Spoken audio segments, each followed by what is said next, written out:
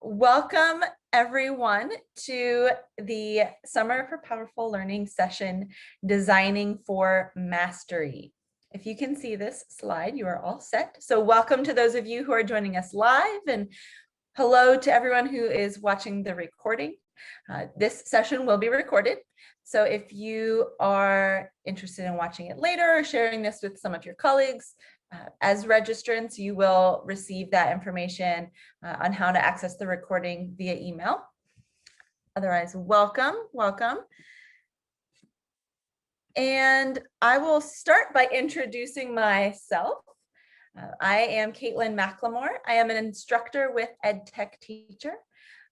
We are a partner with the VILS program, and I am joining you today from sunny and hot Tampa, Florida.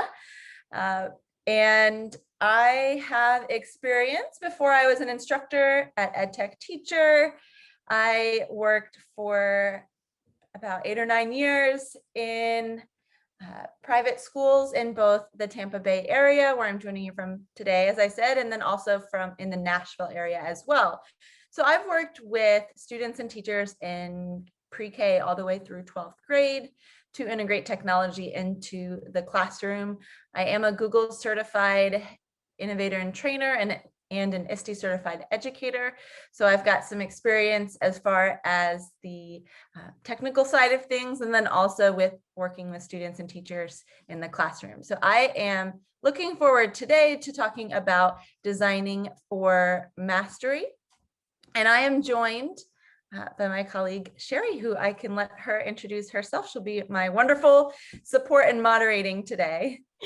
Thanks, Caitlin. Hi, everyone. My name is Sherry Lofton. I'm an instructional technology trainer here with the VILS program. I am joining us from St. Louis, Missouri, which is not 106 degrees anymore. It is now mild and moderate and, back normal. So I'm excited to support this work that we're doing today. And I'm very glad that everyone came and joined us this afternoon. Yes, thank you all for joining us. I know it is summertime, and I know this has been a challenging school year for everyone in dealing with blended and hybrid and remote learning situations. And so I do applaud all of you in taking the time to learn about new strategies and tools for transforming the learning experience for your students. So I applaud you all for that. So our norms for today, during this session, if you want to speak, there will be opportunities for you all to provide input, examples, contribute to the conversation. So feel free to unmute your mic at those points, and I encourage you all to discuss and share out. And then you are also welcome to use the chat for any comments or questions. I always love hearing what teachers are doing in their classrooms, and it's great for you all to learn from each other and with each other as well. Please be mindful and be present as fully possible, and be kind to yourself and to others. So we're all here to learn and to reflect, and we're all part of this learning community. So as we're going throughout this session, I just want you to think about how you might see yourself using the strategies and tools that we discuss in your classroom context, and what is most meaningful and purposeful for you and your students. So we will talk a little bit about or we'll mention some different tools as examples, but it really is about thinking about the student learning goals and objectives, and helping you improve your teaching and learning experience.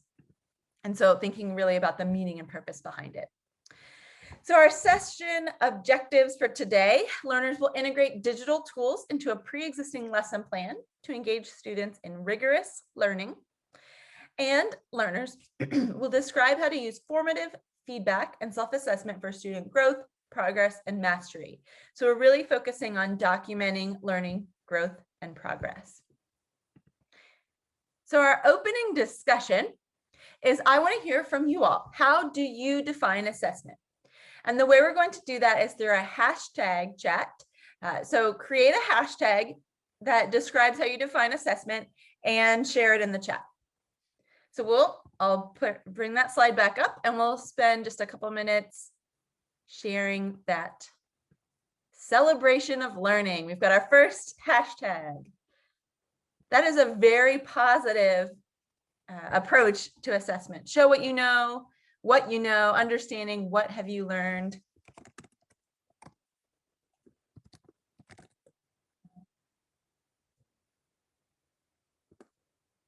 Ongoing.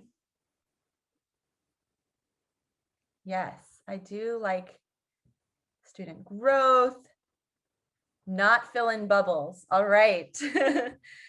Evidence of learning. Where am I in my learning journey? So that speaks to the personalization of assessment.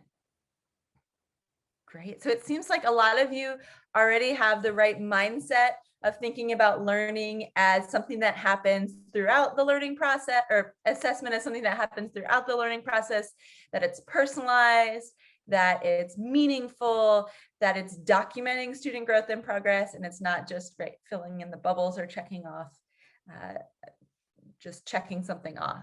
So I'm encouraged by all of those hashtags, not a quiz or test. I like we will, we can. That's a great one. Another positive, lots of positivity this afternoon. Great. Like very growth mindset oriented. I love it. Absolutely, absolutely.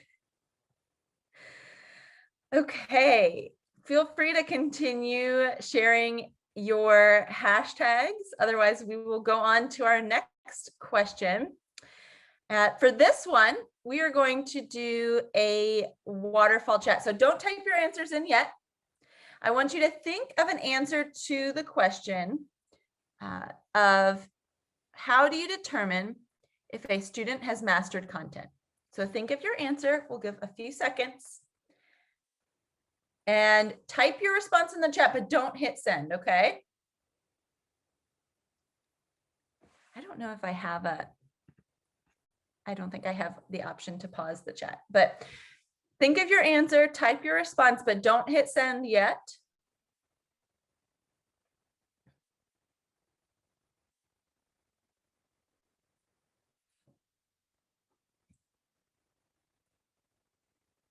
I don't know how long to give.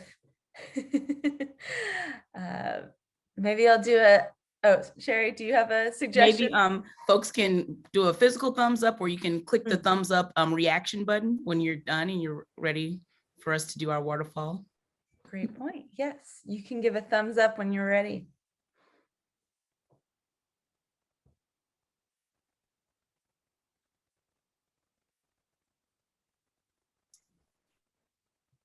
Few folks ready. Many folks still writing. Brian's ready. Amber, Ursula. Many folks are still writing, so it's.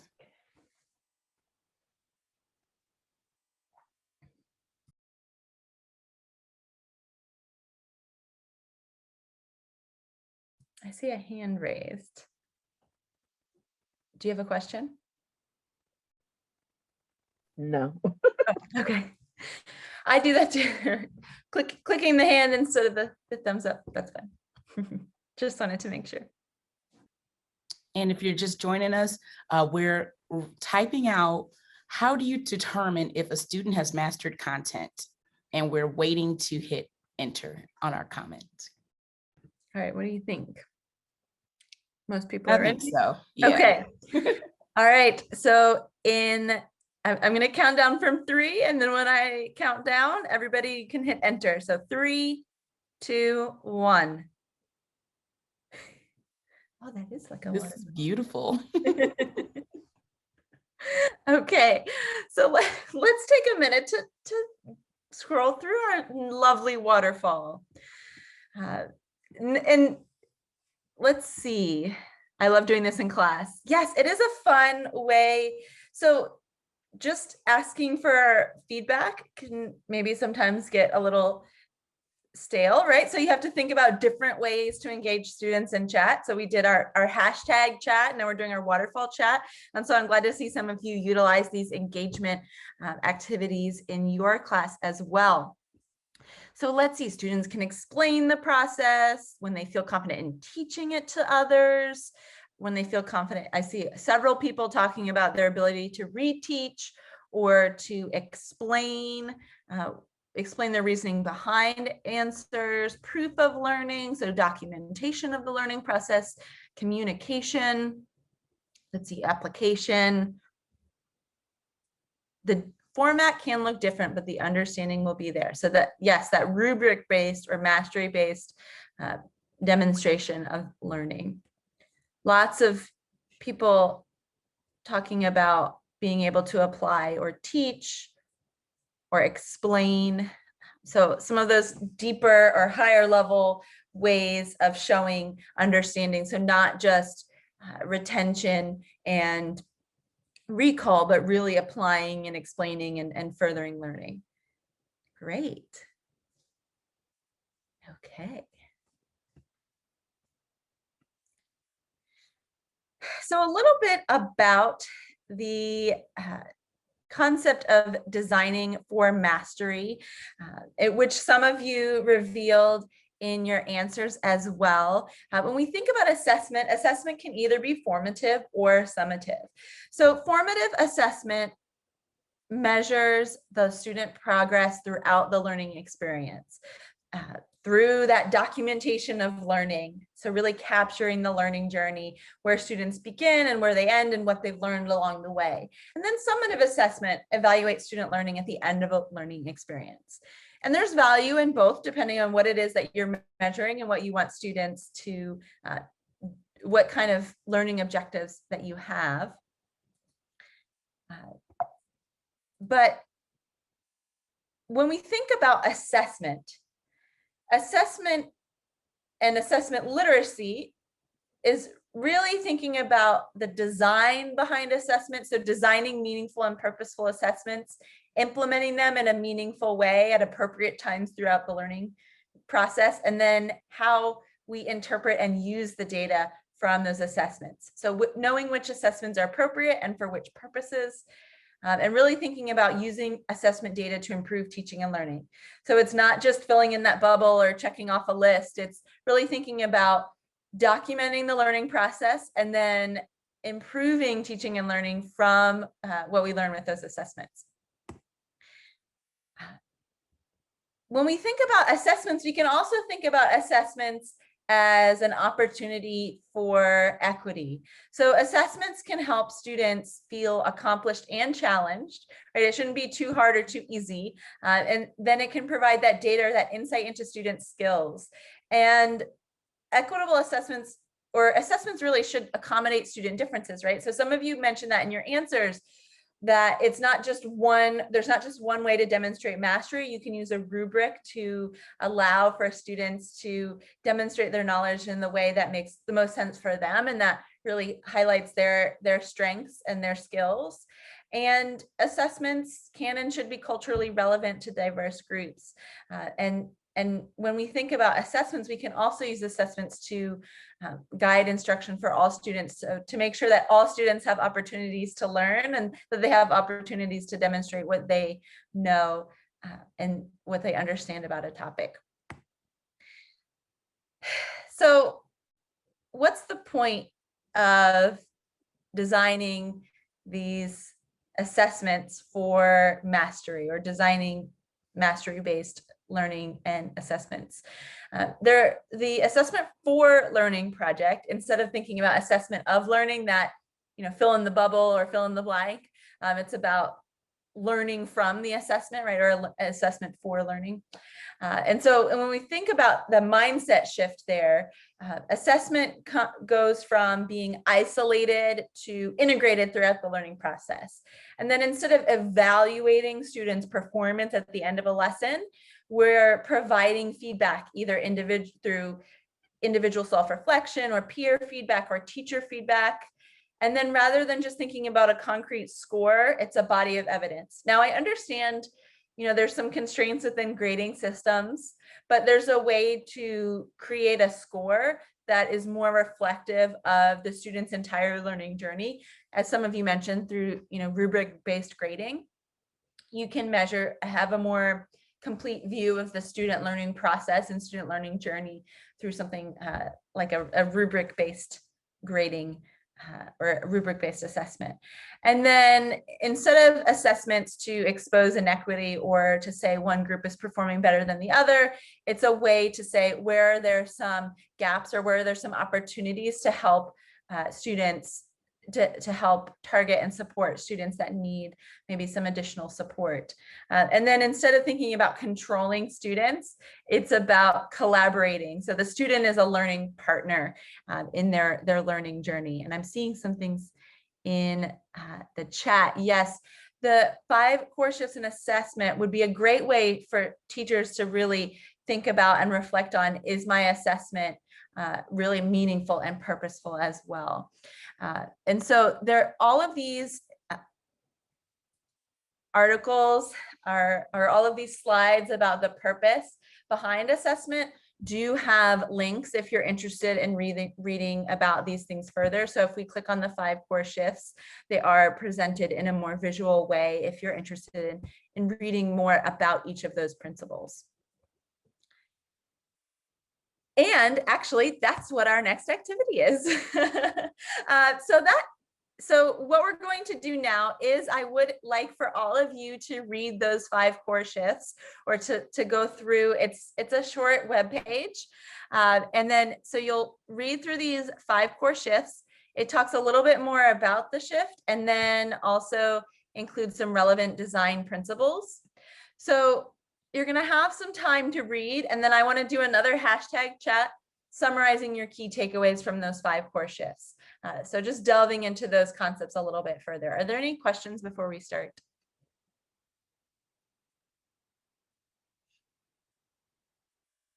Okay, I'll start the timer and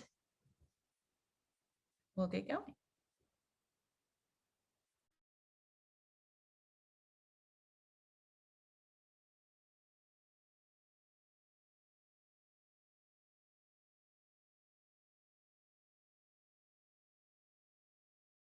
And for those just joining us, I put the link in the chat. It's to the assessment shifts, the 5 core shifts. We're exploring those right now.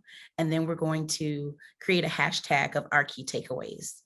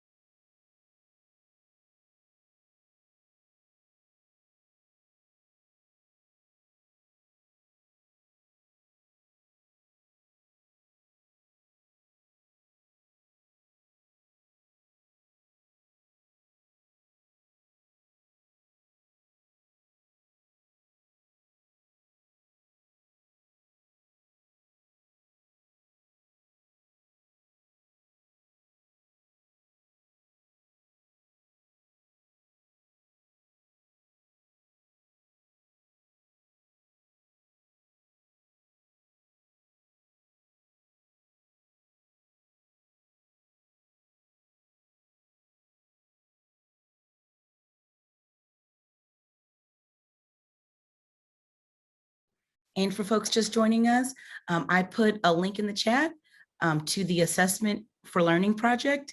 We're just exploring, taking a few minutes to explore the key shifts in assessment. And then we're going to share out with a hashtag of our key takeaways. So you can just click on that link in the chat.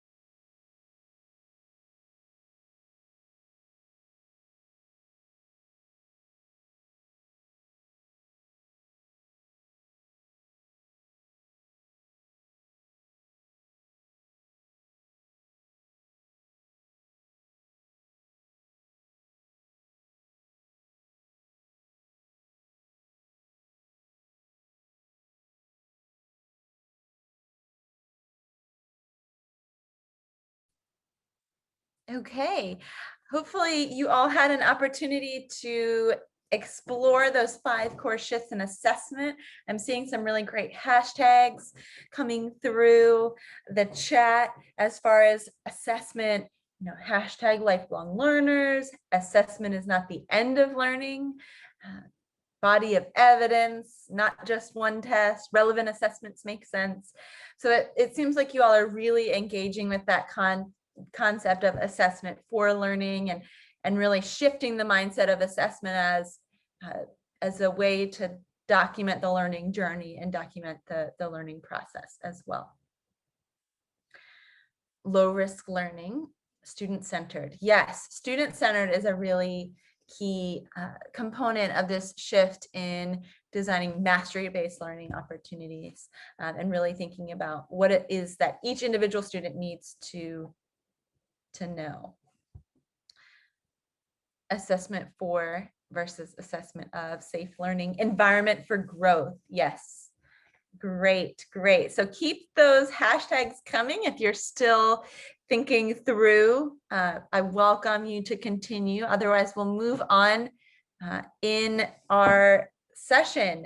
So a little bit more about what does this actually look like, this shift in assessment for learning instead of assessment of learning, or student-centered or personalized learning. So teachers are grading students based on mastery of objectives and standards. They're providing specific and actionable feedback. So how can students improve from their demonstration or their understanding, providing multiple pathways to demonstrate knowledge and understanding. So that personalization, guiding students to take ownership of their own learning. So again, that partnership between the student or the learner and the teacher or the educator, and providing opportunities for self-evaluation and self-reflection, thinking about using formative assessment methods and tools, and grading not just the product, which is typically what we see with summative assessments, but also the process and the progress. And then again, using that assessment data to guide instruction. So what is the student doing? The student is demonstrating their mastery of learning objectives. Sometimes they're providing peer feedback. They're using the feedback from peers and teachers to improve their application of learning. They're engaging in self-evaluation and self-reflection throughout the learning process. They're understanding their own personal mastery and growth, and they're taking an active role in their own learning, which can really be empowering, right? It's not just something that's happening to them. It's, they're really taking ownership over their own learning journey. And then how can we use technology to facilitate more meaningful and purposeful assessments? Technology can allow for different learning paths and products of mastery through a variety of different digital creation tools. Whether students are creating a video or designing a digital presentation or publishing an ebook, there's so many different technology tools that can demonstrate the same mastery of, maybe they're, instead of just doing a traditional persuasive essay, they're making their argument through a variety of different mediums, which we spoke to a little bit in our last session as well. But technology can also be used to provide a space for dialogue regarding feedback and progress through digital commenting feature. So whether you're using Google Docs or Microsoft Word or another word processing tool, many of those tools now have options for commenting for both peer and teacher comments, and then also for suggestions and for a variety of, for version history to look at different drafts of writing, which really helps with that feedback process and that refining of the learning artifact. Technology can also be used to collect assessment data through digital forms, polls, knowledge checks. We did some informal checks for understanding here with the thumbs up or with, engaging in the chat as well. And then you can also track progress through digital self-evaluation and self-reflection rubrics or documents. Maybe you're using Google Classroom or another LMS that allows you to create custom rubrics for a variety of different assignments. But the technology really does facilitate student choice and voice as well. as I'm seeing in the chat as well. Yes, blog posts, right. So feel free to share your examples of how technology can have students demonstrate mastery of a concept or skill, but in a variety of different ways. So right, instead of writing a 5-paragraph essay, students can write a blog post, and that brings in real world connections and writing for an authentic audience and engaging students. So there's a lot of benefits to utilizing technology to provide student choice and voice. And you're still seeing whether or not students can write and communicate, which is the skill that you're trying to measure. Okay, so another check for understanding here before we go on to our application of learning and our main activity. I've been enjoying the chat. It seems like you all are really engaging well with this concept of mastery-based learning and purposeful assessment. But I'd just like for you all to let me know in the chat, how are you doing? Are you unclear about mastery-based learning? You understand the purpose, or you could explain it to others? So if you in the chat can put a 1, 2, or 3, just to check to see how everyone's doing. 2.5. Good. +1.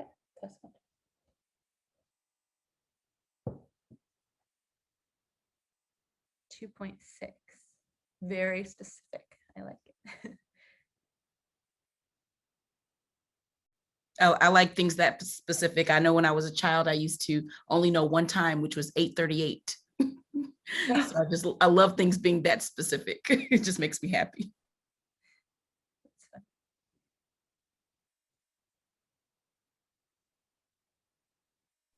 We also had a comment about if students needed to write a 5-paragraph essay, if they could write a blog post. That Sherry commented on, saying that, yes, you can, that it's an authentic assessment. And I think one of the main points to take away also is, when you're looking at your assessment, is to really hone in on what you are actually assessing.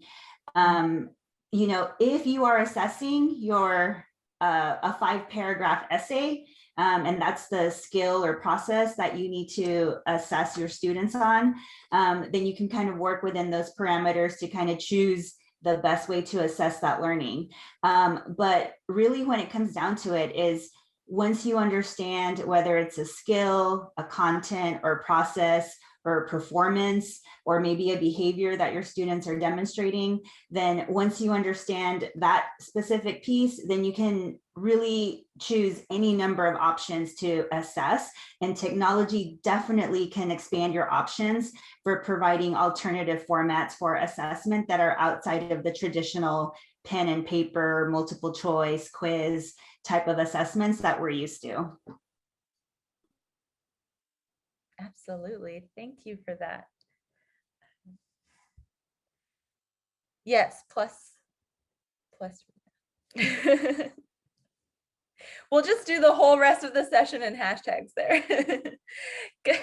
So infographics, yes, infographics are another great example of a way for students to demonstrate understanding through technology.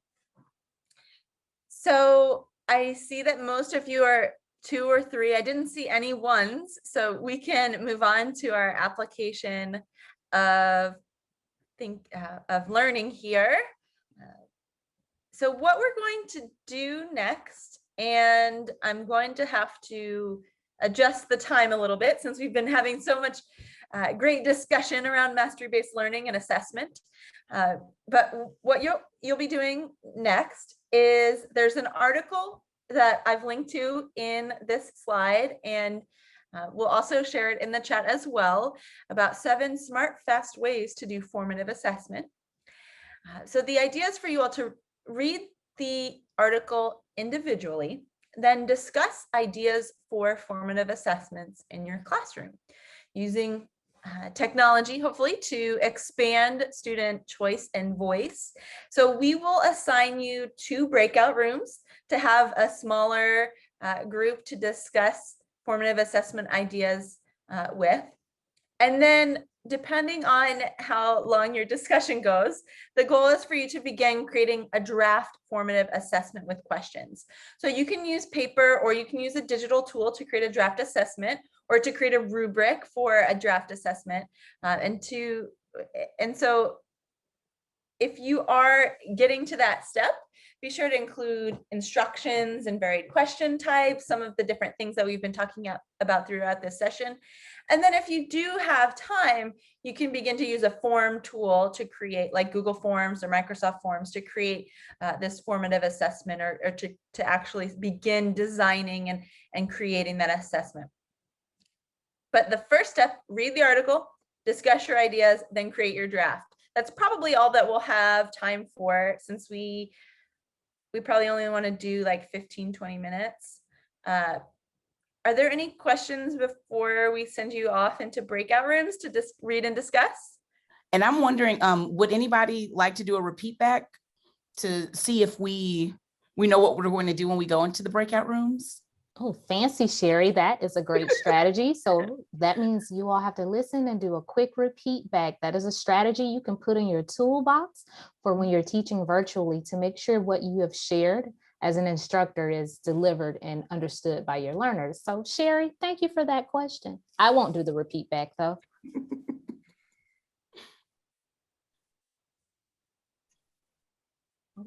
Anyone? Any brave participants here? We are going to read the article, discuss the article, and then start our draft. Time permitting. There you go. Thank you, All right. Mariama. Thank you. Okay. Am I able to, or Sherry, I don't see that I have the option to send people to breakout. I got it. Here. Okay, sounds good. Confusing. Oh, y'all are about to shake and bake, everyone. So that means if your camera's off, make sure your microphones work, because you have to interact with others, and we will be hopping in the rooms to support you as well. So get ready to collaborate and fill your PLC bucket. All right, the rooms are open, so you are able to go ahead and join your room.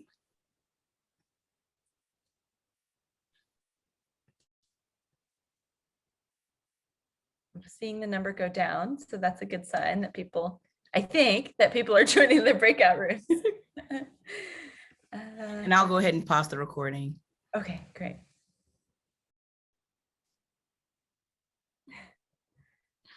Let me. Caitlin, as I was copying the link, I left, so now I don't have it anymore. Oh, no. Let me see if I can send that again. Thank you. Okay. I got it. Thank you. You're welcome. You're welcome. Okay. Ooh, I don't need to start that timer. We're already done. So I would like to hear, we'll just spend a couple of minutes, sharing out either in the chat, or if you want to hop onto the microphone, any ideas for formative assessments that you shared or you came up with for your classroom. Anyone want to share? Any brave souls who want to go first? Hi, this is Ruma from New Jersey. Okay. I use a lot of those exit ticket share outs, the strategies that were discussed in the article. But one more thing I really love to do with my class, because I'm a SPED self-contained teacher and I teach 4 subjects in the middle school, is something called Park Your Exit. And what that really does is I have a board set up with everyone square and they write their information down. It was also discussed as part of that session. And they put it down in their Post-it notes, the answer to the one question. And instead of doing it like a Google question, they stick up their Post-it notes as they are leaving the classroom. So they seem to enjoy that a lot, and it's interactive. That's great. That's great. Yes.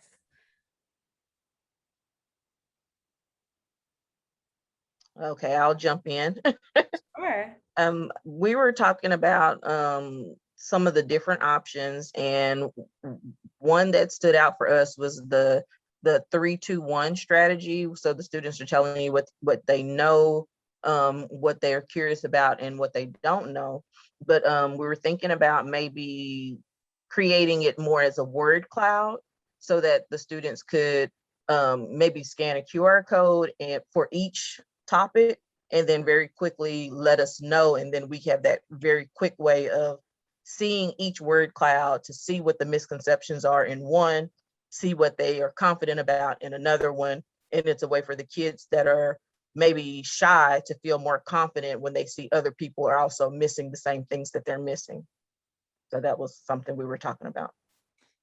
That's great. So that's a way to make students, to make it more accessible for students to participate in addressing those misconceptions. And it's a nice way, those word clouds are a nice visualization of data. And a lot of times you can export that information as well. So it provides visualization for the students, but then you also have that data as a teacher to be able to really understand what students have questions about, or what they really understand. Have you seen Sound Garden? Answer Garden, I'm sorry, it's really cool. Oh, yes. Where you can give them the QR code or something and they can write in their answers. Yes, Answer Garden is a great example of that visualization of content.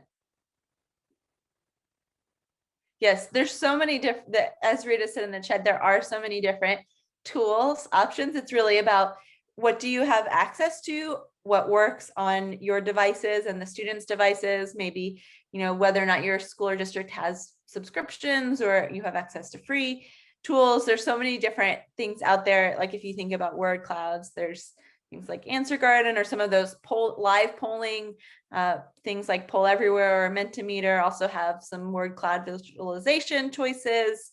I'm sure you all have some different tools that you could share as well. But it's, yes, technology really does help facilitate student choice and voice. And speaking of student choice and voice, I see in the chat as well that some of you are talking about using choice boards to, and you can use choice boards as maybe both a way of interacting with content and engaging with material, but as a way for demonstrating understanding. So maybe you have a choice board of assessment options and students are choosing that way, and you're doing some personalization in the assessment process. And then also those escape rooms are another problem-based way to demonstrate understanding. So we only have a couple minutes left. What I'll do now is I will remind everyone to please fill out the survey to log your attendance and provide feedback on today's session. If you did request a certificate of completion, you'll get that via email. And then I also noticed this came up in our breakout room. If you go to the Summer of Powerful Learning page, we also have recordings of past sessions, which is great if you're looking for the recording. But if you registered, you'll get it through email as well. And here is our upcoming schedule of workshops. So next week, Designing Learning to Connect. Then we'll be doing Designing for Collaboration, Metacognitive Reflection, Video and Audio for Learning, Social Emotional Learning, Rubrics. So that's a topic that really aligns with what we discussed today. If you're looking at delving into rubric-based learning a little bit further, and then evaluating tech tools for student-centered use. So you can see all of that, the details for those upcoming workshops on the Verizon Digital Promise website. So thank you all for attending. Thank you, Sherry, for moderating. Thank you for attending and participating. It was really great to see the discussion and in the chat and on mic. And so thank you. And I look forward to seeing you again. Excuse me, where is the link to the survey? Sherry posted it in the chat, and then It must be she can maybe found. post it. Let's see if we can repost it.